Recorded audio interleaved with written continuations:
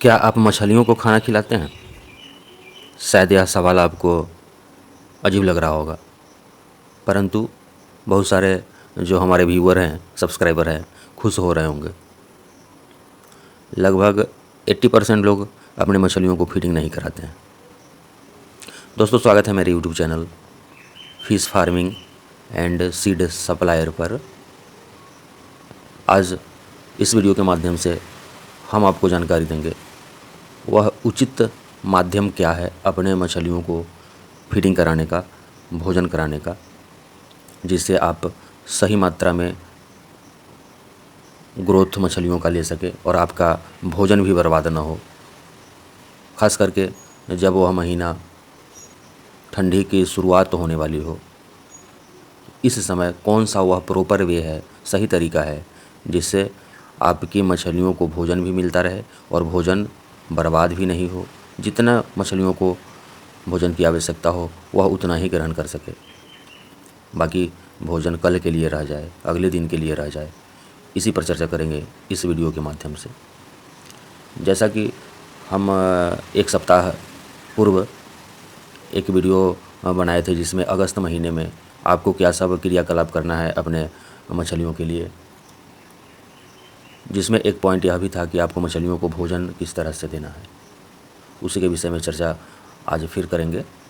वह जो विधि है दोस्तों, वह बैग फीडिंग का विधि है, जिसमें आप बैग में दाना जो भी मछलियों को खिलाते हैं, खास करके होममेड फीड या आपका अपने फार्म पर भी तैयार करते हैं भोजन और मछलियों को देते हैं, तो जैसे कि आपको एक बैग ले लेना है और अगर आपका तालाब 1 एकड़ का है तो कम से कम उसमें 10 बैग, 8 से 10 बैग लटका देना है, जिस बैग में आपको राइस ब्रान, सरसों की खली, कुछ जैगरी जिसको गुड़ बोला जाता है, इन सारी चीज़ों को उसी बैग में भर के, और वह बैग इस तरह का हो, थैली इस तरह का हो, उसके जगह पर आप बोरा ले सकते हैं।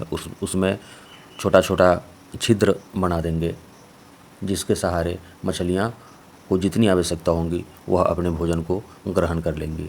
अब आपको करना क्या है कि तालाब में जगह जगह आपको रस्सी के सहारे इन बैग को पानी के नीचे लगभग 1 से 1.5 फीट पानी के अंदर लटका देना है और आपको छोड़ देना है। और बैग में मछलियों का भोजन भरने से पहले उस बैग को नमक पानी के घोल से अवश्य धो लेना है, क्योंकि मछलियों में इन्फेक्शन का कहीं से कोई डर न पैदा हो।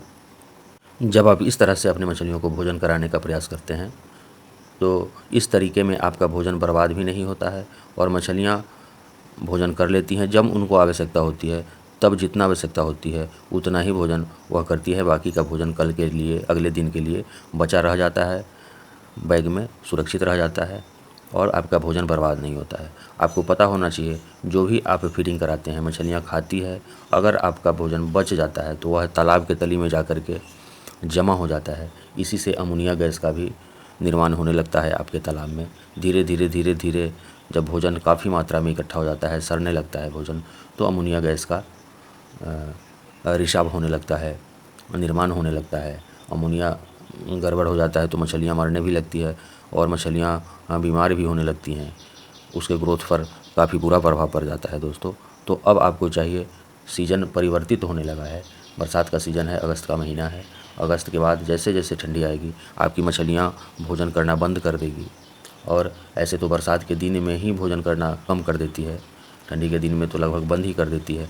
तो इस पोजीशन में आपको सबसे बेहतर तरीका जो है वह बैग फीडिंग का तरीका है, जिसे हम डिमांड फीडिंग के नाम से भी जानते हैं।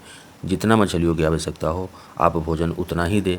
तो वह किस विधि से देंगे? तो यही बैग फीडिंग के विधि से आप जब अपने मछलियों को भोजन कराएंगे तो उनको जो जितना भूख रहेगा, जितनी आवश्यकता होगी, वह उतना ही भोजन करेंगी और साथ साथ आपका भोजन बर्बाद भी नहीं जाएगा। और एक बार फिर हम कहना चाहते हैं कि जो मछली के व्यवसाय से जुड़े हुए लोग हैं, अगर आप अभी तक अपने तालाब में सीड स्टॉक नहीं किए हैं तो कृपया ऊपर जो नंबर दिखाई दे रहा है उस पर फ़ोन करके आप हमसे अच्छी क्वालिटी का सीड मंगवा सकते हैं और अपने तालाब में स्टॉक कर सकते हैं।